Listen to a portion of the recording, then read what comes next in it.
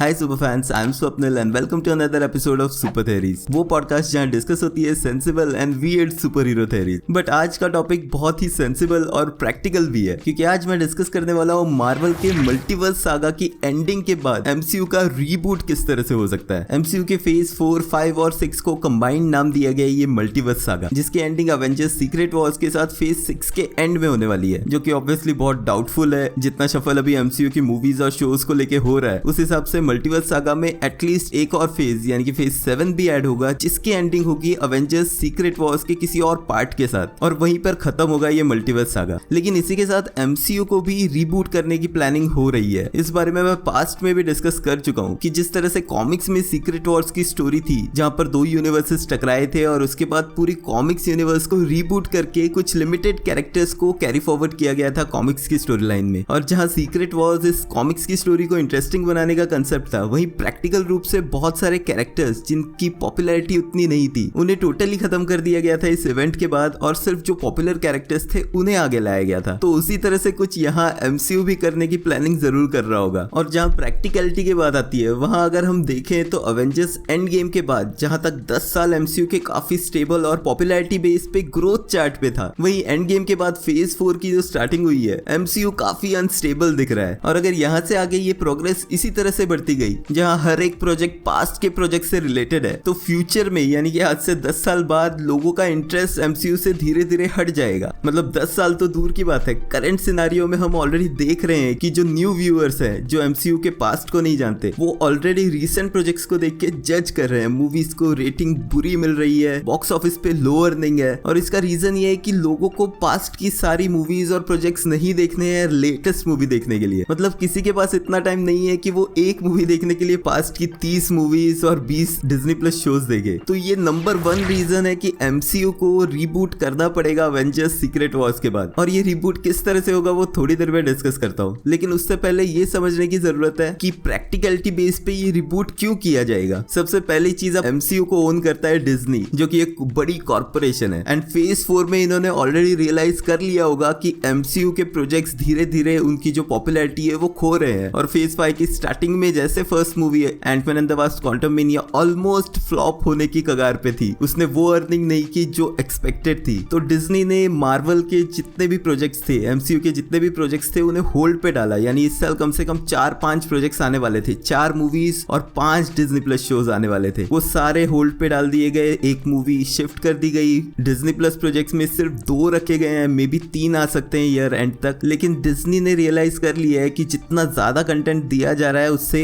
Audience बनने की बजाय टूट रही है। तो जब तक मार्वल इंडिविजुअल था, तब तक वो अपने हिसाब से ये फेजेस चलाते जा सकता था, लेकिन अब डिज्नी इसे ओन करता है, एंड ऑब्वियसली उन्हें पता है कि एक प्रॉफिटेबल बिजनेस कैसे बनाया जाना चाहिए। तो डिज्नी का भी प्रेशर यहाँ पर होगा कि फ्यूचर प्रोजेक्ट्स ऐसे बनाए जाए जो पास से टोटली लिंक ना रहे, ताकि जो न्यू ऑडियंस है उन्हें अट्रैक्ट करना काफी आसान हो जाए। और सेकंड थिंग जो इसे हेल्प कर सकती है वो है कि मार्वल के पास अभी ऑलमोस्ट सभी इंपॉर्टेंट कैरेक्टर्स के राइट्स वापस आ चुके हैं, अगर स्पाइडरमैन को छोड़ दे, क्योंकि सोनी तो स्पाइडरमैन के राइट्स नहीं छोड़ने वाला। बट जिस तरह से सोनी और मार्वल का कोऑपरेटिव प्रोजेक्ट्स बन रहे हैं, तो एक तरह से स्पाइडरमैन अभी भी मार्वल के कंट्रोल में है। वहीं बात करें अगर हल्क के कैरेक्टर की, तो यूनिवर्सल पिक्चर के पास इसके सोलो मूवी राइट्स है, हल्क के भी और नेमोर के भी। ऑल्दो नेमोर अभी तक एमसीयू में इतना इंपॉर्टेंट रोल में नहीं दिख रहा है, लेकिन हल्क का रोल काफी इंपॉर्टेंट हो सकता है जब भी ये एमसीयू का रिबूट होगा उसके बाद। लेकिन जो पास्ट में रूमर चल रहा था कि हल्क के राइट 2024 में मार्वल को वापस मिल जाएंगे, उसका छोटी सी स्टोरी बता देता हूं मैं, ताकि आपको पता लगे कि क्या हुआ है पास्ट में और कैसे ये हो सकता है। 1990s में जब सुपर हीरो मूवीज एग्जिस्ट ही नहीं करती थी, मतलब करती थी पर इतनी पॉपुलर नहीं थी, तब मार्वल ऑलमोस्ट बैंकरप्सी की तरफ था। तो उसने अपने कुछ जो पॉपुलर कैरेक्टर्स थे कॉमिक्स के, उनके राइट्स सेल कर दिए, जिसमें से स्पाइडरमैन से रिलेटेड सारे कैरेक्टर्स यानी कि वेनम और जितने भी उसके विलन्स हैं, वो सब चले गए सोनी के पास। वहीं कुछ और कैरेक्टर्स जिनमें आते हैं एक्समैन और फैंटास्टिक फोर, उनके राइट्स बेच दिए गए थे फॉक्स यूनिवर्स को, एंड हल्क एंड नेमोर के कैरेक्टर राइट्स दिए थे यूनिवर्सल स्टूडियोज को। तो इस तरह से मार्वल ने खुद को बैंकरप्ट होने से बचाया। इसके अलावा डेयरडेविल, ब्लेड और घोस्ट राइडर के कैरेक्टर्स भी बेचे गए थे, लेकिन उनके कॉन्ट्रैक्ट खत्म होने के बाद वो राइट्स भी वापस आ चुके हैं मार्वल स्टूडियोज के पास। जब डिज्नी ने फॉक्स को एक्वायर कर लिया, तो फैंटास्टिक फोर और एक्समैन के कैरेक्टर्स भी मार्वल स्टूडियोज के अंडर आ गए हैं। लेकिन जिस तरह से सोनी स्पाइडरमैन के राइट्स नहीं छोड़ रहा है, उसी तरह से यूनिवर्सल ने नेमोर और हल्क के राइट्स पकड़ के रखे हैं। यानी कि अगर हल्क और नेमोर फ्लोर पे कोई individual super hero based movie बनती है तो वो सिर्फ यूनिवर्सल स्टूडियोज के अंडर ही बन सकती है। लेकिन जिस तरह से सोनी के साथ मार्वल का कॉन्ट्रैक्ट है उस तरह से यूनिवर्सल के साथ नहीं है, जो रीजन है कि 2008 से लेकर अब तक सिर्फ एक सोलो मूवी आई है हल्क की। बट ये सब कुछ चेंज हो सकता है। अब ये चेंज कैसे होगा? 2019 में डिज्नी ने जब फॉक्स को एक्वायर किया था तो उसी के साथ हुलू,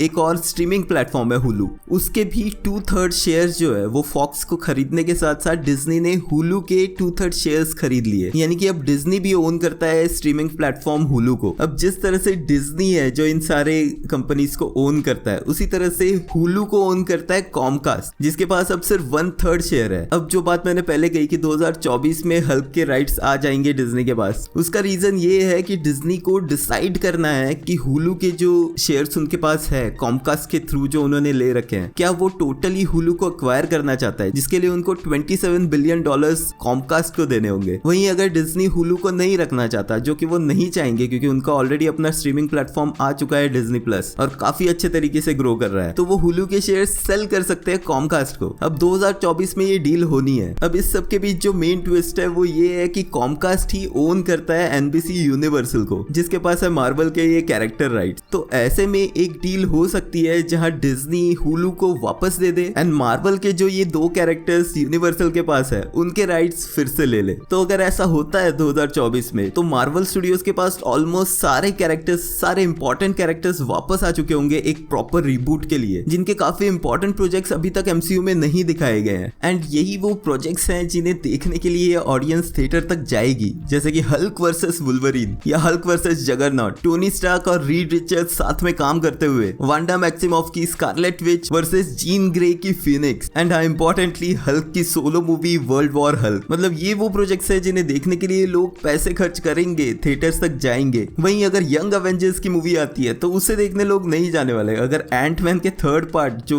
एस्टेब्लिश्ड कैरेक्टर है उसके 3rd पार्ट की इतनी बुरी हालत है तो यंग अवेंजर्स की और बुरी हालत हो सकती है। मतलब मैं ये नहीं कह रहा कि यंग अवेंजर्स की मूवी नहीं आनी चाहिए। इनफैक्ट एमसीयू का जो ये मल्टीवर्स आ गया है इसे रैप अप करने से पहले ही ये सारे प्रोजेक्ट्स आ जाने चाहिए जो अभी तक बिल्डअप हो रहे हैं, जैसे कि यंग अवेंजर्स हो गया, मिडनाइट सन्स की टीम हो गई। लेकिन फिर इसे फ्यूचर के लिए नहीं रखना चाहिए। मल्टीवर्स सागा को फेज 7 में एक्सटेंड करके, जो बात ऑलरेडी हो रही है अवेंजर्स सीक्रेट वॉर्स को 2 पार्ट में करने का, उसी एक्सटेंशन में फेज 7 में ये सारे प्रोजेक्ट्स जो बिल्डअप हुए हैं उनका कंक्लूजन कर देना चाहिए। तो अब जो मल्टीवर्स सागा की एंडिंग होगी अवेंजर्स सीक्रेट वॉर्स के साथ, उसके बाद ये रिबूट किस तरह से होगा? तो फर्स्ट चीज जो होगी, जहां अवेंजर्स सीक्रेट वॉर्स में जो एक्सपेक्टेड है सभी ओजी अवेंजर्स वापस आएंगे, वहां ना ही सिर्फ जो पास्ट के कैरेक्टर्स, जो पॉपुलर एक्टर्स ऑलरेडी ये रोल्स कर चुके हैं, जिनमें आते हैं iron man, captain America, black window, मतलब ये कैरेक्टर्स मर चुके हैं, इन्हें तो वापस लाया जाएगा ही जो एक्सपेक्टेड है। साथ ही में जो एक्टर्स ऑलमोस्ट इतने सालों से इन कैरेक्टर्स को प्ले कर रहे हैं, जैसे कि क्रिस हेम्सवर्थ का थॉर, इवन एंथनी मैकी का कैप्टन अमेरिका और मार्क रफेलो का हल्क भी, जो प्रोबेबली अगले 10 सालों तक ये कैरेक्टर्स प्ले करना नहीं चाहेंगे। तो ये जितने भी कोर ओजी अवेंजर्स हैं, इन्हें सीक्रेट वॉर्स के थ्रू जहां पॉपुलर एक्टर्स को तो वापस लाया ही जाएगा, लेकिन मल्टीवर्स की वजह से इन्हीं के ऑल्टरनेट न्यू रिकास्टिंग भी होनी चाहिए, जिसके थ्रू वो लास्ट टाइम होगा जब हम इन ओजी एवेंजर्स को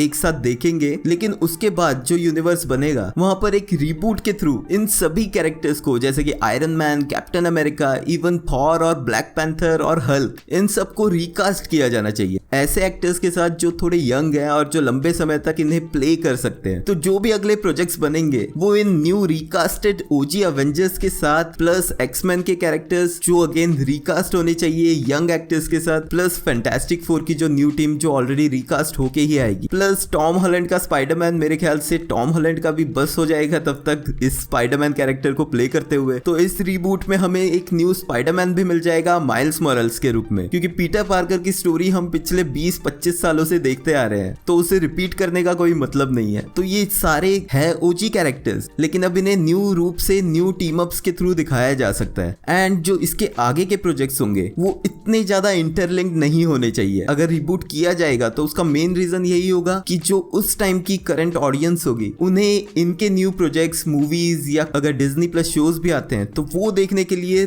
10 या 20 साल पीछे जाके कोई फर्स्ट मूवी या अवेंजर्स का फर्स्ट पार्ट या सेकंड, वो सब देखने की जरूरत नहीं होगी, जो न्यू ऑडियंस को अट्रैक्ट करने के लिए काफी इजी हो जाता है। यानी कि एक टोटल फ्रेश स्टार्ट होगी एंड ये मार्वल एंड डिज्नी के लिए फाइनेंशियली भी काफी प्रॉफिटेबल हो सकता है। तो अगर इन सारे पॉइंट्स को देखें तो अवेंजर्स सीक्रेट वॉर्स जो क्रॉस क्रॉसओवर इवेंट होगा और जिसे कंटिन्यूसली डिले किया जा रहा है, वो इसी रीजन से है कि शायद मार्वल प्लान कर रहा है कि ये रिबूट किस तरह से होगा एंड फ्यूचर प्रोजेक्ट किस तरह से डिटैच्ड होंगे। तो मेरे हिसाब से इस तरह से हो सकता है एमसीयू का रिबूट एवेंजर्स सीक्रेट वॉर्स के बाद। इस बारे में आपके क्या थॉट्स है मुझे कमेंट्स में लिख के जरूर बताना। रिगार्डलेसली अगर एमसीयू इसी तरह के फेजेस के साथ आगे कंटिन्यू करता है तो जो क्लियरली दिख के आ रहा है वो है नेक्स्ट म्यूटेंट सागा, जिसके बारे में और डिटेल्स के लिए स्क्रीन से ये वाला वीडियो जरूर चेकआउट कर लेना। मिलते हैं नेक्स्ट वीडियो में।